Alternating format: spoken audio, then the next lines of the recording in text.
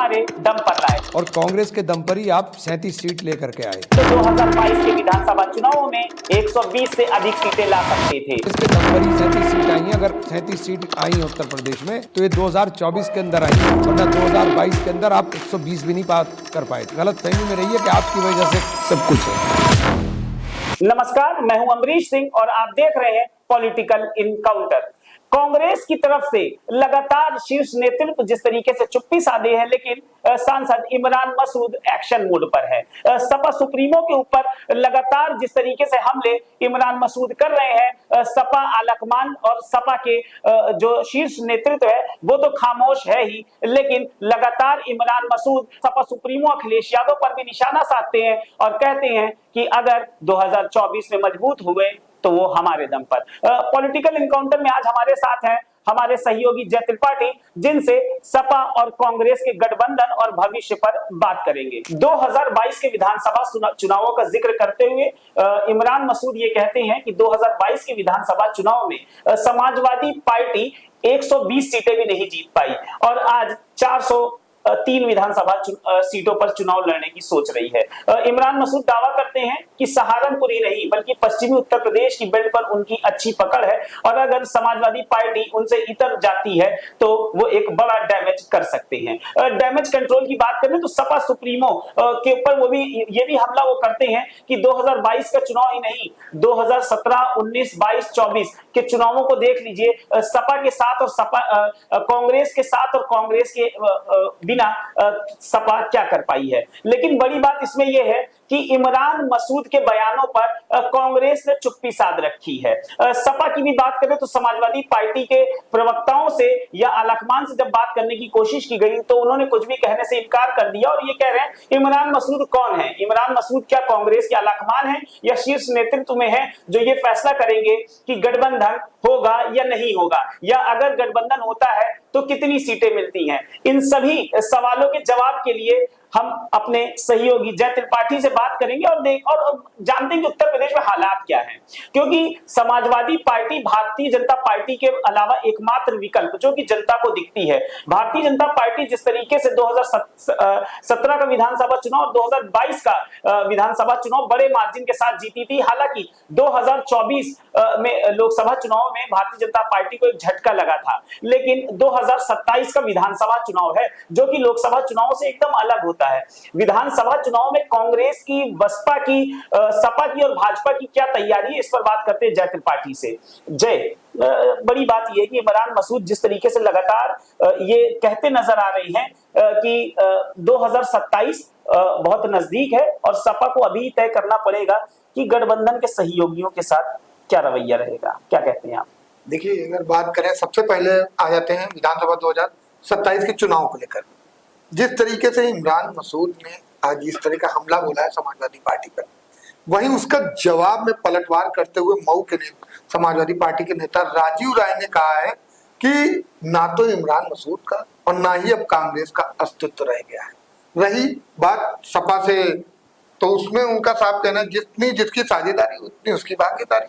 अब रही बात जिस तरीके की बात कर रहे हैं, उनका कहना है कि कांग्रेस इस समय भटकती हुई नजर आ रही है।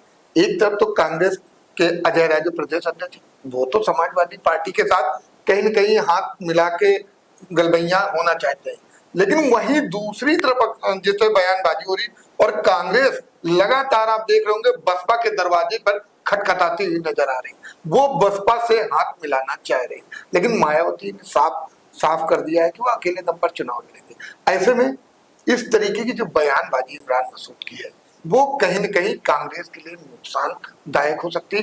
समाजवादी पार्टी की अगर बात करें तो जो उनके प्रवक्ताओं की बात करें या कोई इस तरीके की बात पर वो ना तो इस पर कोई बयानबाजी करो और कह रहे हैं कि इमरान मसूद का कोई इस तरीके का अस्तित्व नहीं है। अगर इस तरीके की बात कोई कांग्रेस का आला कमान नेता करता तो इसका जवाब दिया था ये हालांकि बात करें तो इमरान मसूद अपनी कहीं ना कहीं ख्याति पाने के लिए इस तरीके की बयानबाजी कर रहे हैं। ये आपको क्या लगता है, जैसे सपा के नेता उदयवीर सिंह का एक बयान भी आया जिसमें उन्होंने कहा था कि इमरान मसूद को पता नहीं क्या हो गया है, कांग्रेस को सोचना चाहिए कि ऐसा क्यों बोल रहे हैं। उन्होंने ये भी कहा अखिलेश यादव का नाम लेते हैं, क्या किसी ने उनका हाथ तो नहीं मरोड़ा है। इमरान मसूद के ऊपर ये एक जवाबी कार्रवाई हमला है, लेकिन एक बड़ी बात यह है इसमें 2022 का जिक्र करते हैं कि 120 सीटें सपा नहीं जीत पाई, ये इमरान मसूद का कहना है।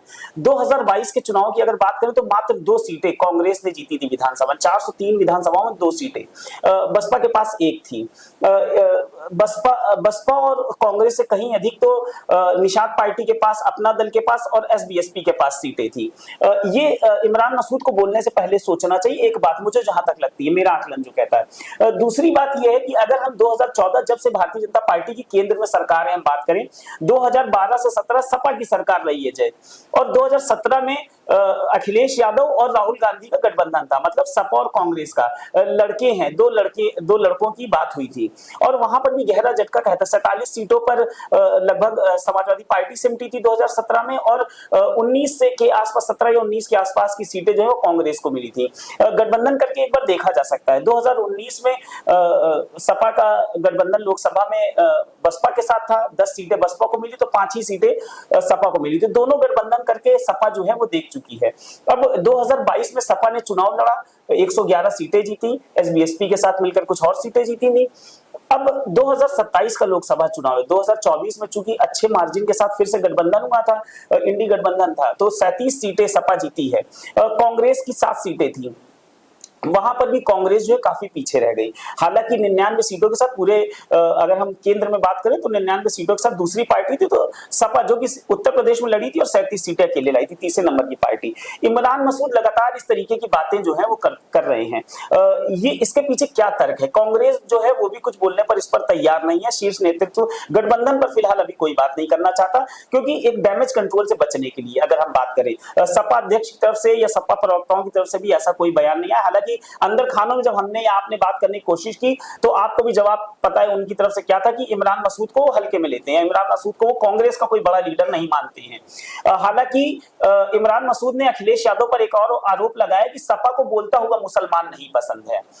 बोलता हुआ मुसलमान क्या मतलब? इमरान मसूद एक ये जो है वो आरोप लगा रहे हैं सपा पर कि जो चुप मुसलमान है वही उनको अच्छा लगता है, जो उनको वोट भी दे, उनके साथ भी रहे। तो कांग्रेस से ही अभी नसीमुद्दीन सिद्दीकी भी आए हैं, सपा के एक बड़े नेता आजम खान, वो लगातार सपा में है, कई बार अटकलें लगाई गई कि वो बाहर जाएंगे।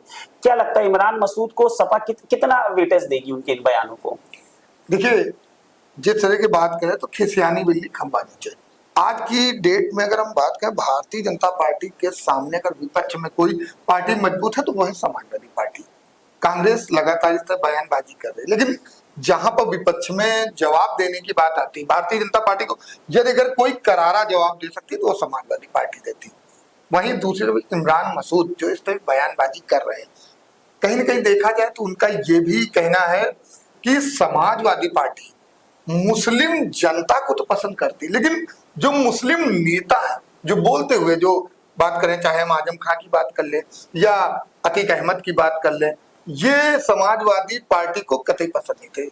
आजम खां का जिस तरीके का अस्तित्व था, उनका कहना है समाजवादी पार्टी ने उनका साथ नहीं दिया। अतीक अहमद के साथ जिस तरीके से हुआ सभी को पता है, उस पर भी समाजवादी पार्टी ने किसी तरीके का कोई ऐसा कार्य नहीं किया जिससे पता चल सके कि समाजवादी अतीक अहमद या मुख्तार अंसारी ये बाहुबली माफिया नेताओं में थे।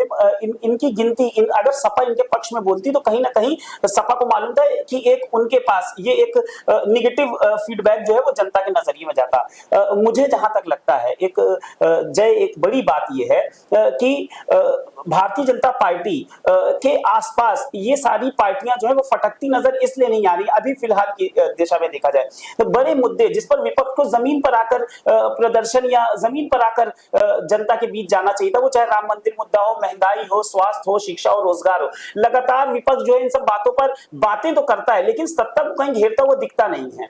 और सत्ता पक्ष भारतीय जनता पार्टी कोई ना कोई ऐसा नया प्रोपेगेंडा ऐसा लाती है जिसमें विपक्ष उलझ कर रह जाता है। अभी फिलहाल बड़े मुद्दे हैं जिन पर शायद बात की जा सकती थी, लेकिन इमरान मसूद जैसे नेता जो कि खुद सांसद हैं, वो ये गठबंधन में उलझ कर रह गए। और ये गठबंधन की ही बात है। अगर हम बड़ी जगहों पर बात करें तो दिल्ली में अगर बात करें तो अरविंद केजरीवाल की आम आदमी पार्टी और कांग्रेस के बीच का जो झगड़ा था और अरविंद केजरीवाल पर लगे आरोपों पर कांग्रेस भी उन पर अटैकिंग मोड में आई, जिसका बड़ा फायदा भारतीय जनता पार्टी को मिला और भारतीय जनता पार्टी की सरकार बनी। फिर कोलकाता की अगर हम बात करें, पश्चिम बंगाल के चुनाव में भी देखने को मिला टीएमसी, तृणमूल कांग्रेस, ममता बनर्जी और कांग्रेस के बीच लगातार जो अंदरूनी कला थी जो बाहर निकल कर भी आई और इंडी गठबंधन में रहते हुए भी अलग अलग चुनाव लड़ने का नतीजा ये रहा कि भारतीय जनता पार्टी ने वहां पर भी बाजी मारी।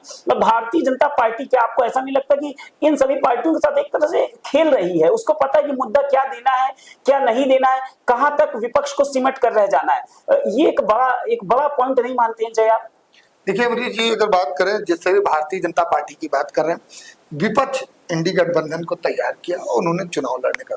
आज भारतीय जनता पार्टी को जब विपक्ष घेरने का काम करती, चाहे किसी भी मुद्दे को लेकर बात करें, लगातार घेरने का काम करती, लेकिन उसके जवाब में भारतीय जनता पार्टी इस कदर माहिर हो चुकी, उनके जवाब में ही उनको घसीट लाती है। और कहीं ना कहीं इस तरीके, और इंडी गठबंधन के जब हम बात करें या जो इस तरह गठबंधन की बात करें, कहीं ना कहीं देखा जाए अंदर सभी पार्टियों में दरार पड़ेगी। सपा कांग्रेस की जिस तरीके आप देख रहे हैं दरार, कांग्रेस बसपा की देखिए दरार, लगातार अंदरूनी दरार है। लेकिन गठबंधन सभी करना चाहते क्योंकि सबका एक ही मुद्दा और सभी की एक राय है और सबकी एक बात है कि एक होके कहीं भारतीय जनता पार्टी को पराजय का मुंह दिखाना चाहिए। पिछले कुछ दिनों पहले जय, मुझे ध्यान आप कवर भी कर रहे थे, कांग्रेस के एक बड़े नेता जो कि जिनको प्रभारी बनाया गया, राजेंद्र पाल गौतम जी, उस बड़ी बैठक से, कांग्रेस की बड़ी बैठक से निकलकर मायावती के आवास जाते हैं और जहां बसपा सुप्रीमो मिलने से इनकार कर देते हैं। मिलने की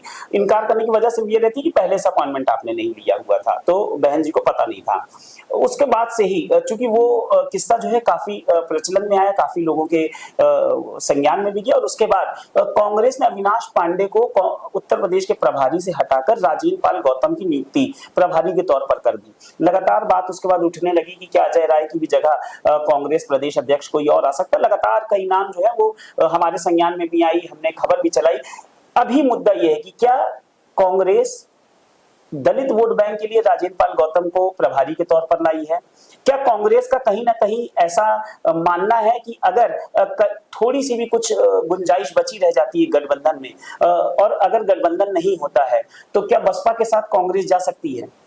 बिल्कुल, देखिए जैसे अभी राजेंद्र पाल गौतम को चुना गया और बात करें तो सारी लोगों की नजरें बात, हालांकि मैं एक बात आपको बीच में काटूंगा कि इस बात को आने के बाद गठबंधन, कांग्रेस बसपा गठबंधन को आने के बाद मायावती, बसपा सुप्रीमो मायावती ने एक पीसी की थी और उन्होंने कहा था हम गठबंधन किसी से नहीं करेंगे, 2027 के चुनाव अलग लड़ेंगे। अब इस बात को इस बात को मैंने बीच में आपको रोक के बोला क्योंकि कांग्रेस जो है वो मिलने जाती है और बसपा सुप्रीमो पीसी करके डायरेक्ट मना करती है। देखिए वर्तमान की बात कर लें तो सबकी नजरें बसपा पर लगी क्योंकि बसपा के बाद एक बड़ा दलित वोट है और अगर उनके वोटरों की काटने की और छांटने की अगर बात करें तो उस पर सबकी नजर, भारतीय जनता पार्टी की भी निगाहें हैं कि दलित वोट किस तरीके से अपने साथ किया जाए।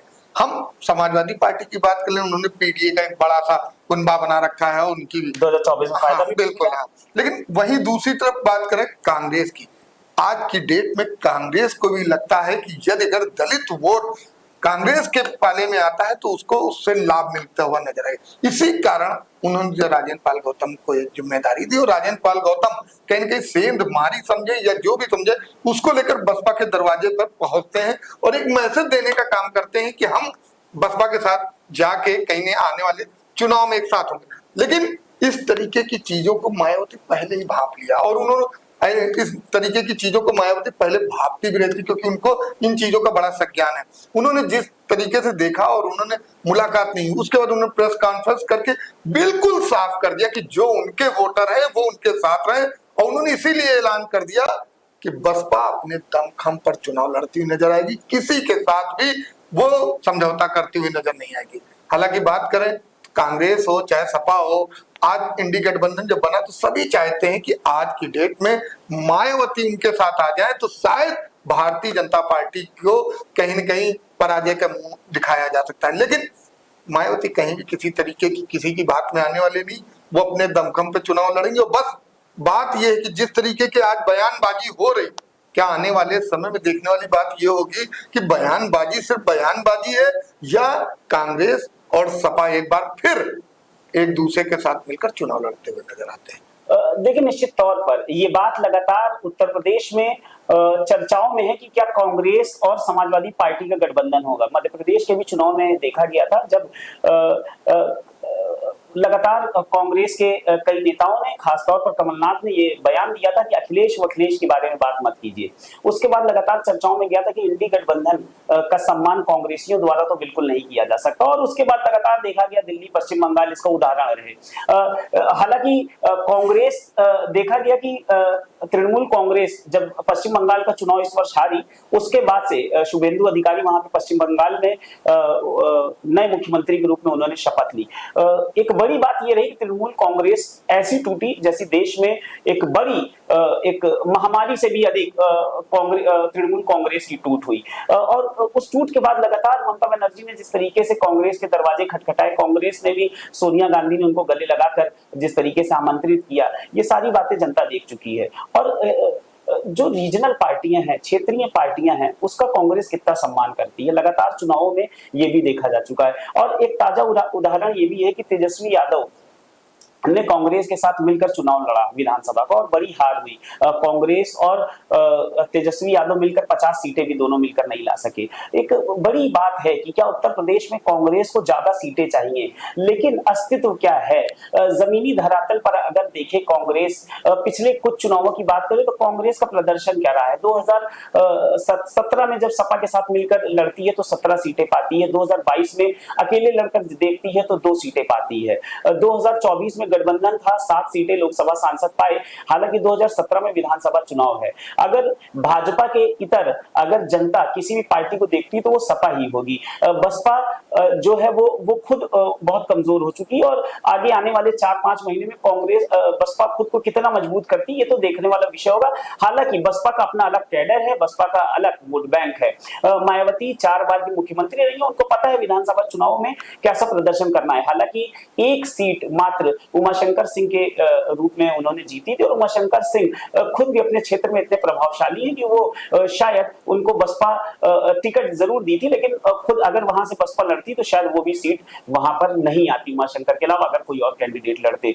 बात रही कांग्रेस की, तो कांग्रेस को इस बात पर जरूर ध्यान देने वाला विषय होगा कि 2 सीटों में एक मजबूत सीट तो आराधना मिश्रा मोहना, जो कि प्रमोद तिवारी की बेटी है, प्रमोद तिवारी जहां से खुद कई बार विधायक रहे, उस सीट पर आराधना मिश्रा मोहना लगातार दूसरी बार निर्वाचित होकर आई है। सपा जो है वो 111 सीटें 109-111 सीटें जीती थी। हालांकि कुछ विधायक जो है वो दूसरी पार्टी, खासतौर पर भारतीय जनता पार्टी का रुख उन्होंने किया है क्रॉस वोटिंग के बाद राज्यसभा के चुनाव की। तो हालांकि कुछ कमजोर सपा को करने की कोशिश की गई थी, फिर भी उत्तर प्रदेश की बात करें तो सपा अधिक मजबूत कांग्रेस से और काफी अधिक है।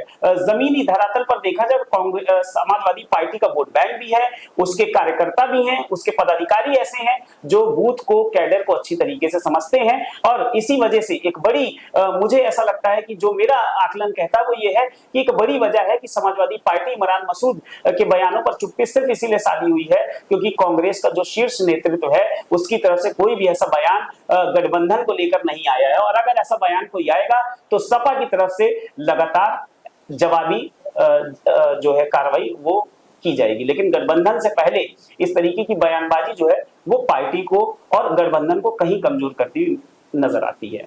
धन्यवाद जय, आपका हमारे साथ जुड़ने के लिए। पॉलिटिकल इनकाउंटर में फिलहाल इतना ही।